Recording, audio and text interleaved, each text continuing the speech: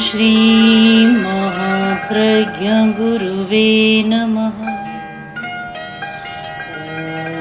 ओम श्री महाप्रज्ञ गुरुवे नमः। जन्मजात परिवार नहीं है, यह सिद्धांत और आचार व्यवहार के आधार पर निर्मित परिवार है। एक सिद्धांत है, एक लक्ष्य है, और वह यह है कि नैतिक मूल्यों का विकास, यह लक्ष्य है। हम उस समाज को स्वस्थ समाज मानते हैं जिसमें नैतिक मूल्यों का प्रभाव होता है, और जिस समाज में नैतिक मूल्यों का अभाव होता है वह समाज बीमार समाज, रुग्ण समाज है। वहाँ सदा बुराइयों के लिए अवकाश रहता है।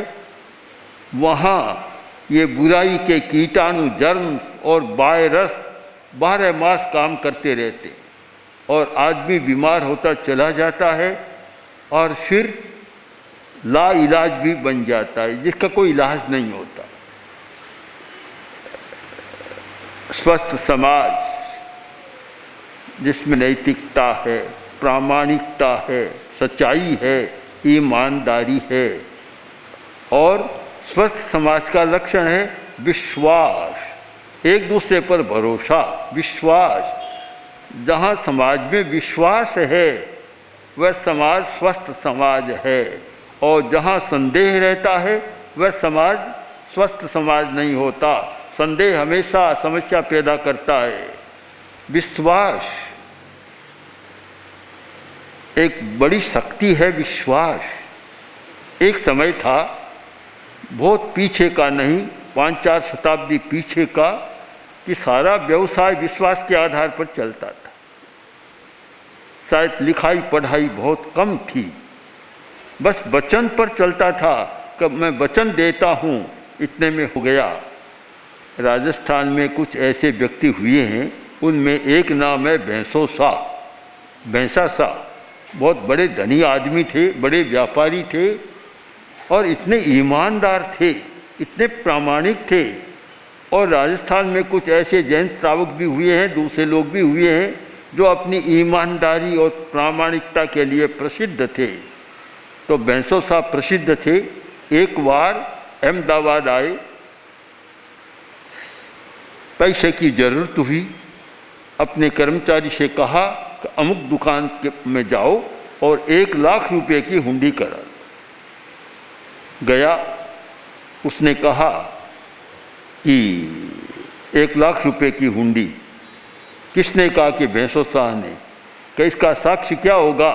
डिबिया निकाली, डिबिया छोटी सी, और खोल कर का देखो, इसमें भैंसो शाह की मूंछ का बाल है, लाओ रख दो, 1 लाख रुपए की हुंडी कर दी। अब एक मूंछ का भी इतना विश्वास था। आज तो कहते हैं लोग के लिखा पढ़ाई पता नहीं कहाँ चला जाता है। कहने की बात ही नहीं, मौखिक बात नहीं, लिखा है, सब कुछ है, फिर भी आदमी इतना बदल जाता है। कारण कि सत्य के प्रति हमारी निष्ठा नहीं है। अनुव्रत का मूल तत्व है सत्य के प्रति निष्ठा, आस्था, सत्य की चेतना का जागरण। जब सत्य की चेतना जाग जाए और एक संकल्प हो जाए कि कुछ भी हो मैं झूठ नहीं बोलूँगा, तो फिर समाज बदल जाता है। नैतिक मूल्यों का विकास अपने आप होता है। जब सच्चाई है, सत्य के प्रति निष्ठा है, और सत्य विश्वास को पैदा करता है। आचार्य सोमप्रभ ने बहुत सुंदर लिखा, असत्यम प्रत्यय मूल कारणम। असत्य है वह अविश्वास का मूल कारण है। जहाँ असत्य है कोई विश्वास नहीं करता, उस व्यक्ति का कोई विश्वास नहीं होता। वाणी का तो विश्वास होता नहीं, वह लिख दे तो भी लोग विश्वास नहीं करते कि इसका लिखे हुए का कोई अर्थ नहीं है। विश्वास नहीं होता। जब विश्वास नहीं होता तो संदेह का कीटाणु इतना जहरीला होता है कि समाज को बीमार बना देता है। भला विश्वास के बिना काम कैसे चले? जब विश्वास ही नहीं है कैसे काम चल सकता है? तो अनुव्रत है संकल्प शक्ति को जागृत करने का प्रयोग। अब अनुव्रत प्रेक्षा दोनों का योग क्यों, एक प्रश्न हो सकता है। अनुव्रत अपने आप में है, प्रेक्षा ध्यान अपने आप में है, दोनों का योग क्यों?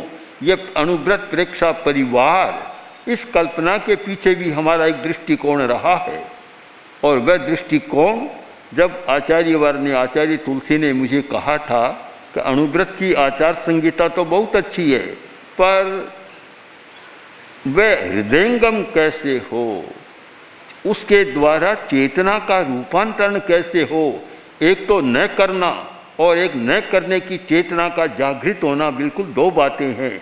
एक आदमी नहीं करेगा, कभी कर लेगा, क्यों कि उसकी चेतना जागृत नहीं है, न करने की चेतना जागृत नहीं है, इसलिए कर सकता है। और जब वह चेतना जागृत हो जाए तो फिर आदमी प्राण त्याग कर सकता है, पर वह नहीं तोड़ेगा, उसको नहीं अन्यथा करेगा। रघुकुल रीति सदा चली आई, प्राण जाय पर प्रण नहीं जाई। ये क्या है प्रण? ये चेतना का जागरण का प्रण बन गया, चेतना ऐसी जागृत हो गई कि वह कभी करेगा नहीं फिर।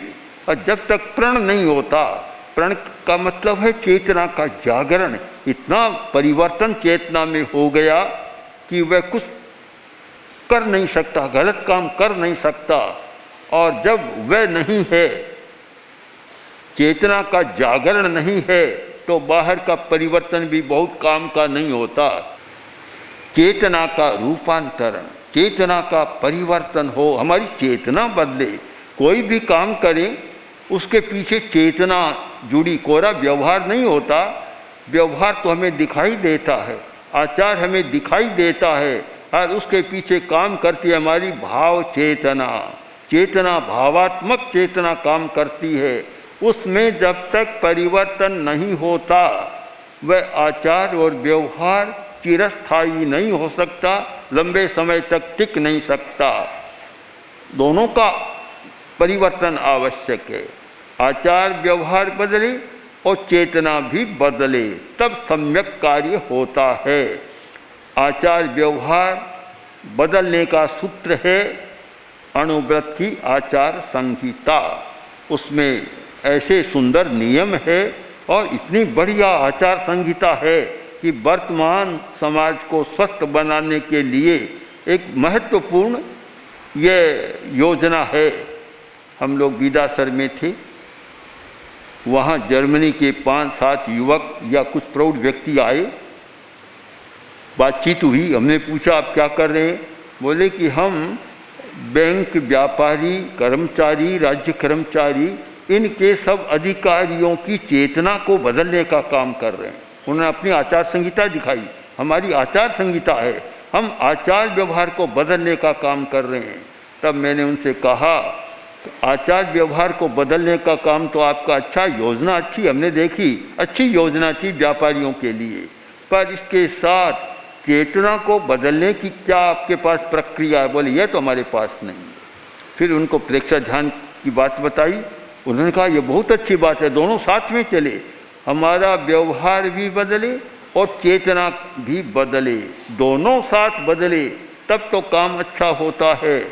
और कोरा व्यवहार बदलना हम चाहें, कोरा व्यवहार बदले और चेतना न बदले तो वह व्यवहार ज़्यादा समय तक टिक नहीं सकता, बस हो नहीं सकता, टिकाऊ नहीं हो सकता। बहुत सारे लोग त्याग करते हैं, संकल्प करते हैं कि ये काम नहीं करूँगा, नहीं करूँगा। हिंदुस्तान में ये बहुत चलता है, काम नहीं करूँगा, यह नहीं खाऊँगा, यह नहीं करूँगा, और 10 दिन के बाद भाव बदलता है और वैसा का वैसा हो जाता है। कारण चेतना का रूपांतरण नहीं हुआ। अगर चेतना बदल जाए तब तो ठीक है, वह नहीं बदलती है तो फिर आचार व्यवहार को कभी बदला हुआ नहीं समझना चाहिए। इसलिए एक अच्छा योग हो गया आचार संहिता, और आचार संहिता के पीछे प्रेक्षा ध्यान की चेतना, परिवर्तन की चेतना। नैतिक मूल्यों की चेतना, वह चेतना बदले। आज हमारे बहुत सारे शिक्षाविद, विश्वविद्यालय, अन्य शिक्षकगण नैतिक मूल्यों के विकास की मोरल वैल्यूज, हमारी मोरल वैल्यूज अच्छे हो, यह स्वर जगह जगह सुनाई देता है। और शिक्षा के बारे में भी चल पड़ा, वैल्यू ओरिएंटेड एजुकेशन, मूल्य आधारित शिक्षा, यह स्वर तो सुनाई देता है, यह बात भी सुनाई देती है, पर मूल्य आधारित शिक्षा हो नहीं रही है। कारण कि कोरा पाठ पढ़ाने से काम नहीं होता, कोरी जानकारी से काम नहीं होता। मैं जानकारी को व्यर्थ नहीं मानता, आवश्यक तो है, पर उससे हम जो चाहते हैं वह काम नहीं होता। उसके लिए आवश्यक है जानकारी भी हो और फिर चेतना का परिवर्तन भी हो, दोनों हो तब काम पूरा होता है। तो मानता हूँ अणुव्रत प्रेक्षा परिवार एक ऐसा मिश्रण हो गया, जैसे पुराने ज़माने के हमारे वैद्य लोग नुस्खे बनाते थे, मिश्रण करते थे कि 2 औषधियों का मिश्रण किया और एक बड़ी औषधि बन गई। 4-10 औषधियों का मिश्रण किया और बड़ा बन गया।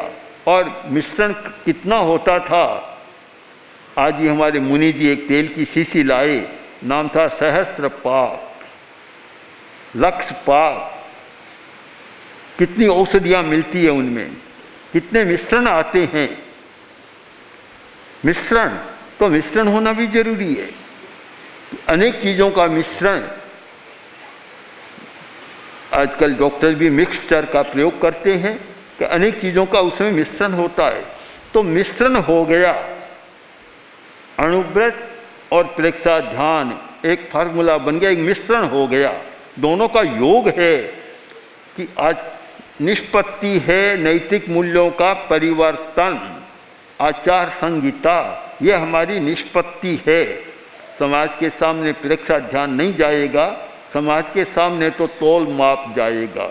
एक व्यापारी झूठा तोल माप करता है, सही करता है, वह समाज के सामने जाएगा। आप प्रेक्षा ध्यान करते हैं, वह समाज के सामने नहीं जाएगा, वह आपकी अपनी अंतर की व्यवस्था है। व्यवहार समाज के सामने जाएगा, आचरण समाज के सामने जाएगा। आपकी साधना आपके भीतर रहेगी। यह भीतर और बाहर का सामंजस्य हो जाए कि भीतर में ऐसी साधना है कि उस साधना से जो भी व्यवहार निकलेगा वह व्यवहार गलत व्यवहार नहीं होगा, समाज को सताने वाला नहीं होगा, कष्ट देने वाला नहीं होगा, सबके लिए लाभकर होगा। ऐसा हो नहीं सकता। हमने ऐसे छोटे बच्चों को देखा है जो कभी झूठ नहीं बोलते। मैंने एक बच्चे से पूछा कि तुम झूठ नहीं बोलते, कभी नहीं बोलता, क्यों नहीं बोलता? कि मेरी माँ ने मुझे बताया कि देखो कभी झूठ मत बोलना, और इतना पक्का कर दिया अब मैं झूठ बोल ही नहीं सकता। इसका मतलब कि चेतना का परिवर्तन हो गया, चेतना का रूपांतरण हो गया। ये अणुव्रत की आचार संहिता कोई उपाधि नहीं है। उपाधि को तो दिया जा सकता है, उपाधि तो दे सकते हैं। कहा जाता है कि हेनरी चतुर्थ ब्रिटिश सम्राट उपाधि बहुत देते थे, लॉर्ड, बड़ी बड़ी उपाधियां देते थे। एक व्यक्ति गया और बोला सम्राट मुझे भी आप एक उपाधि दें। बोलो वो क्या चाहते हो? कि मुझे सज्जन की उपाधि दे दे। सम्राट ने कहा तुम चाहो तो मैं तुम्हें किसी भी पद की उपाधि दे सकता हूँ, पर सज्जन की उपाधि देना मेरे बस की बात नहीं है। सज्जनता उपाधि से नहीं अपने भीतर से प्रकट होती है, उसे उपाधि के रूप में अवदान उसका नहीं किया जा सकता। तो नैतिकता भी कोई उपाधि नहीं हो सकती, ये तो भीतर से प्रस्फुटित होती है, और भीतर से प्रस्फुटित तब होती है जब उसकी चेतना जाग जाती है। तो आप स्पष्ट समझ लें, हमारे शिक्षक बंधु जो इस क्षेत्र में काम करने वाले हैं उनकी स्पष्ट धारणा बन जाए कि प्रेक्षा ध्यान के द्वारा हम चेतना का परिवर्तन या रूपांतरण करना चाहते हैं। और फिर अनुव्रत की आचार संहिता हम उस व्यवहार को समाज के सामने प्रस्तुत करना चाहते हैं। जो भी हमारे कार्यकर्ता शिक्षक काम करें उन्हें भी इस सच्चाई को, इस दर्शन को समझना है, दर्शन को, कि कोरी आचार संहिता में नहीं देनी, कोरा संकल्प नहीं देना है। संकल्प देना है, पहले हम संकल्प देंगे कि मैं अप्रामाणिक व्यवहार नहीं करूँगा, अनैतिक व्यवहार नहीं करूँगा, यह संकल्प दे दिया। अब संकल्प को पकाना है, पुष्ट करना है, और वह होगा प्रेक्षा ध्यान के द्वारा, साधना के द्वारा। आप लोग व्यवहार की बात को जानते हैं। कुम्हार ने घड़ा बनाया, चाक पर चढ़ा, घड़ा बन गया, तैयार हो गया। आपको घड़े की ज़रूरत है, क्या उसको खरीद लेंगे आप? कोई भी समझदार आदमी, अभी अभी चाक से उतरा घड़ा पड़ा है, क्या आप उसको खरीदना चाहेंगे? कोई नहीं खरीदता। जानते हैं कभी कच्चा है, अगर पानी डालेंगे तो पानी भी खराब और घड़ा भी खराब हो जाएगा। जब तक घड़ा आवा में नहीं पकता, आँच को नहीं सहन कर सकता, तब तक घड़ा काम का नहीं होता। और घड़े का काम हमारे तर्कशास्त्रीय भाषा में कहा जाता है जलाहरण सामर्थ्यम। उसमें जलाहरण की सामर्थ्य होती है, पानी को लाने की, पानी को धारण करने की क्षमता होती है। और वह पानी को धारण करने की क्षमता कब होती है? जब वह घड़ा आँच में पकता है, आवा में पकता है, तब उसमें वह क्षमता आती है। अन्यथा कच्चा घड़ा काम का नहीं होता। आप भी अनुव्रत को कच्चा घड़ा बनाना चाहते हैं या पकाना चाहते हैं? पक्का बनाना चाहते हैं। कच्चा कोई नहीं खरीदेगा आपका। जब तक व्यवहार परिवर्तन समाज में सामने नहीं आएगा, कोई नहीं उस और आएगा। पक्का बनाना है तो साधना करनी होगी। और साधना सबसे पहले किन के लिए जरूरी है? कि जो कार्य कर रहे हैं, जो अनुव्रत शिक्षक संसद के सदस्य हैं, शिक्षक हैं, जो समाज के क्षेत्र में काम कर रहे हैं, शिक्षा के क्षेत्र में काम कर रहे हैं, अहिंसा के लिए काम कर रहे हैं, उन्हें कितना पकना जरूरी है। एक बार तो आवा में जाना पड़ेगा, उस आँच को सहन करना होगा, साधना को पकाना होगा। जब साधना पकेगी तब उसका परिणाम आएगा। चेतना के परिवर्तन की बात है। हमारे सामने एक व्यक्ति बैठे हैं, मिर्ज़ा नियाज बेग, जो उदयपुर में प्रिंसिपल थे, आचार्य तुलसी वहाँ पधारे थे। हाँ, तो ये अनुव्रत के कार्यकर्ता भी रहे, जीवन विज्ञान और सब कार्य कर रहे हैं। तो उस समय इनके स्कूल में हम लोग गए, जहाँ जीवन विज्ञान का प्रयोग चल रहा था।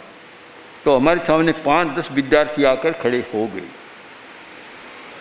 मैंने एक विद्यार्थी से पूछा, बोलो तुम जीवन विज्ञान का प्रयोग कर रहे हो, तुम्हें क्या मिला? एक बोला, मुझे गुस्सा बहुत आता था, अब मेरा गुस्सा कम हो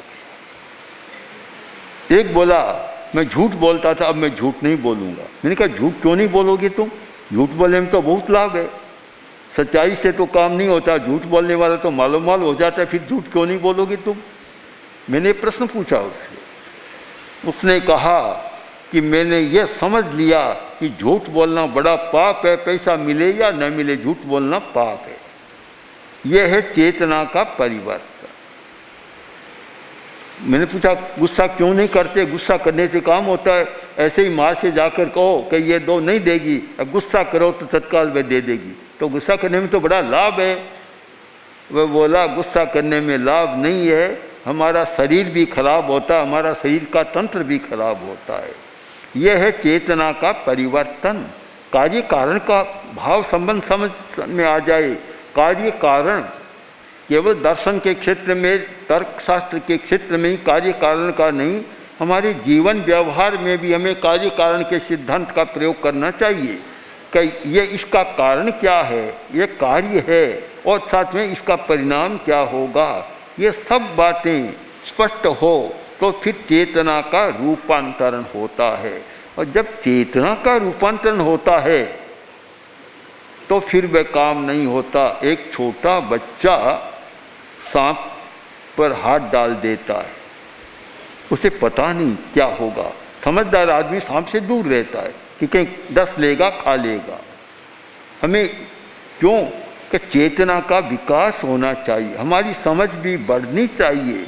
मैं तो देखता हूँ अभी भी हिंदुस्तान में कहूँ या विश्व में कहूँ, एक समाज के प्रति जो एक समझ होनी चाहिए, एक सामाजिक चेतना होनी चाहिए, उसका काफ़ी अभाव लग रहा है।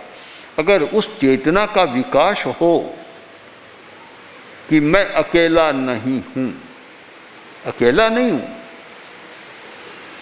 दो हैं और समाज है, यह सारा संसार मेरे लिए अकेले के लिए नहीं है, सबके लिए है। इस प्रकार समाज के प्रति हमारी समझ बढ़े तो फिर नैतिक मूल्यों का विकास होता है, और फिर उसे टिकाने के लिए और उदात्त बनाने के लिए चेतना का रूपांतरण व प्रेक्षा ध्यान के द्वारा। तो ये दोनों अनुव्रत प्रेक्षा परिवार शब्द हमारे सामने है। हर उसके पीछे हमारा दर्शन क्या है, हमारा दृष्टिकोण क्या है, हमारी फिलॉसफी क्या है, इसको ठीक आप समझ लें तो मानता हूँ कि आज के बदली हुई परिस्थितियों में समाज में बहुत अच्छा काम किया जा सकता है।